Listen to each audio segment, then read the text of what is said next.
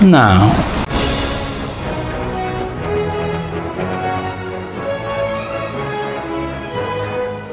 Olá!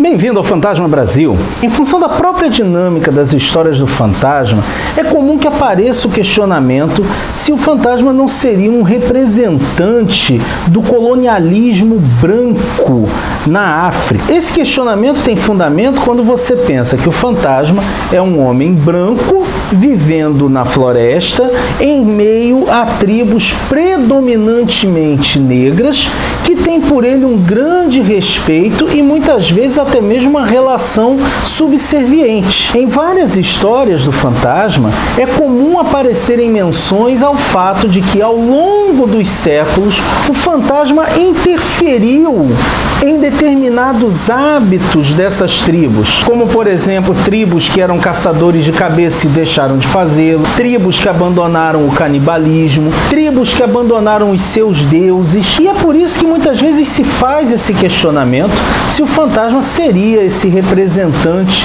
do colonialismo, imperialismo, do racismo e outras coisas mais. Esse mesmo tipo de questionamento já tinha sido enfrentado por Lee Falk com relação à sua outra criação para os quadrinhos, o Mandrake. O Mandrake sempre andava com o seu aliado, que era o Lothar, que era chamado de o homem mais forte do mundo e era um homem negro que se vestia geralmente de peles, muito embora estivesse andando junto a um sujeito vestido de fraque. Acontece que o contexto em que as histórias do Mandrake e do fantasma foram criadas era um contexto muito diferente daquele que nós temos hoje. Os dois personagens são criados na década de 30, o Mandrake em 34 e o fantasma em 36. A mentalidade do público era bem diferente daquela que nós temos hoje. Acontece que tanto nas histórias do Mandrake quanto nas histórias do fantasma não se vê na postura dos heróis a atitude preconceituosa que muita gente tenta colocar para eles. A bem da verdade, nós nunca vimos exatamente o Mandrake, e eu confesso a vocês que eu li poucas histórias do Mandrake, mas na maioria das vezes o Mandrake e Lothar tem uma relação mesmo de amizade. É muito raro, pelo menos nas histórias que eu li, que a gente veja o Mandrake com uma postura de senhor de Lothar. Também é interessante notar que mesmo nas histórias do fantasma,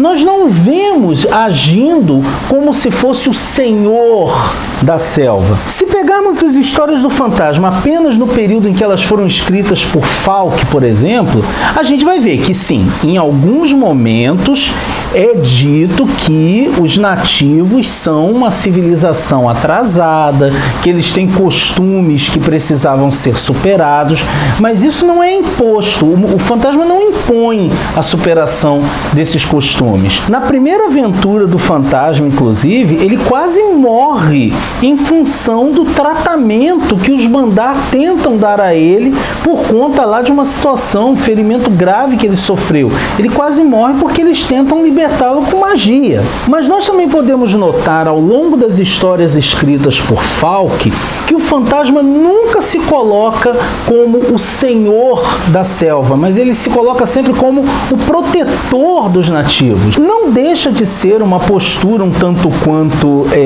talvez eurocêntrica de entender que os nativos eram ingênuos e que precisavam de um homem branco para protegê-los. Ainda assim, sempre que o fantasma os protege, ele os protege com muito respeito às suas tradições. Chega a ser bonito você perceber como o 21º fantasma e o Guran têm uma relação de amizade que foi se fortalecendo ao longo dos anos. Na história sobre a infância do 21º fantasma, escrita por Falk, nós vemos inclusive algumas coisas muito interessantes. Primeiro que nós vemos ele, o 21º fantasma, ainda criança, usando uma roupa parecida com a do pai que foi costurada por sua mãe. E em um dado momento ele começa a exigir que os Bandares se ajoelhassem, se curvassem a ele.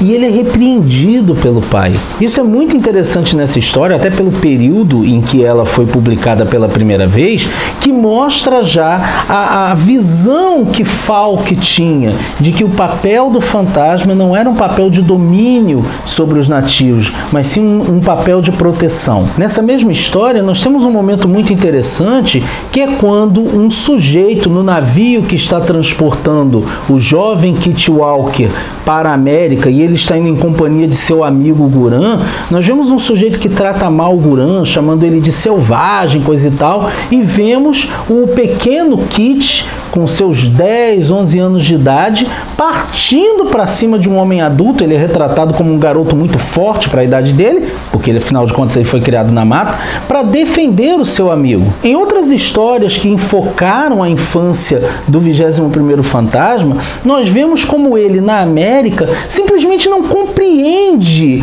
a diferença racial. Por exemplo, na versão escrita pela DC Comics, naquela série que a gente já resenhou aqui, tem um momento lá que uns caras agridem, né, verbalmente um amigo do Kit na escola americana, e ele não entende que o problema ali é relacionado à raça, o fato do amigo dele ser negro. É muito interessante isso, porque a gente vê como é que o fantasma é um personagem que não vê a diferenciação. Em outras histórias do 21º fantasma, nós vemos inclusive um certo incômodo dele por ter que usar de artifícios para manter o mito dele junto aos nativos. Lee Falk foi um cara, de uma certa forma, muito à frente do tempo dele, porque ele já trabalhava algumas questões que hoje estão na pauta do dia, como a colocação dos negros, o respeito às diferenças, o respeito às mulheres. Nós vemos, por exemplo, a Patrulha da Selva tem um comandante negro, Bangala tem um presidente negro. Isso é muito interessante da gente ver como é que o Falk já estava trabalhando isso desde os anos 60, 70. Outra coisa que também é interessante a gente pensar em como é que o Falk estava à frente do tempo dele é a última aventura que ele escreveu para o Fantasma. É uma aventura intitulada The Albi e foi escrita pelo Falk no leito de morte. Consta, inclusive, que o Falk ditou as últimas páginas da aventura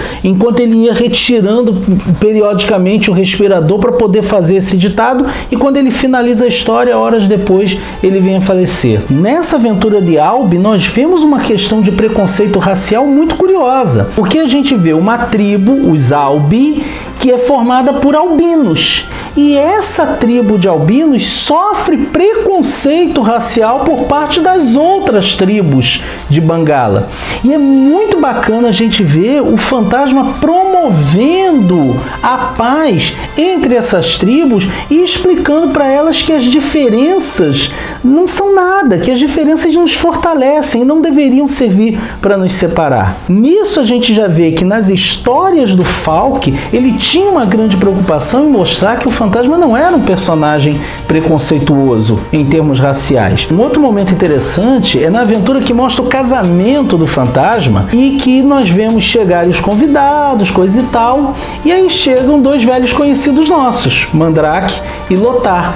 E qual não é a nossa surpresa quando eles são anunciados pelo velho Mos da seguinte maneira: Príncipe Lothar e amigo. Quer dizer, na verdade o convidado de honra ali era Lothar, não era o Mandrake. E a gente descobre que o Lothar é um príncipe. Então a gente já vê aí, né, como é que o Falk tinha essa preocupação. Claro, o Falk era um cara muito culto e ele não se prendia a essas questões raciais. Ele tinha uma visão, ele estava atento ao que estava acontecendo no mundo dele e ele usou as histórias do fantasma para indicar um outro caminho.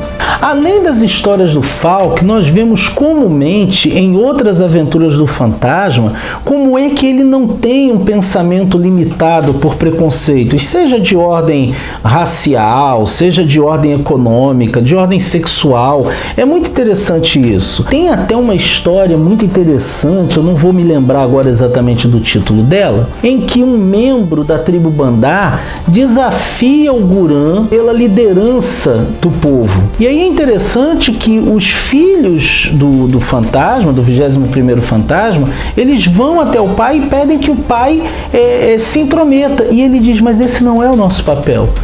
O nosso papel não é esse, nós temos que respeitar esse povo. É um momento muito bacana que a gente vê como é que o fantasma não está ali como o chefe, alguém que comanda, que domina. Não, ele é alguém que compartilha a vida daquele povo, que se preocupa com eles e que faz aquilo que está ao seu alcance para auxiliá-lo. Também é bacana a gente pensar que mesmo as mulheres têm um lugar fundamental nas histórias do fantasma. Lá atrás, na história da Julie Walker, por exemplo, ela, que é irmã do 17º fantasma, toma a iniciativa de vestir o traje do fantasma para cumprir a missão. Ela não espera pela concordância, pela permissão de ninguém, é ela que toma a iniciativa. Olha como é que o personagem era um personagem à frente do seu tempo. A gente está falando de uma história dos anos 50. Recentemente, em uma história sueca, nós vimos o fantasma, inclusive, defendendo uma parada do orgulho gay. Nós, inclusive, fizemos um vídeo falando sobre essa história e da polêmica que ela provocou. E aí a gente vê como é que o fantasma é o herói por excelência, porque ele defende a todos, sem limites, sem medida.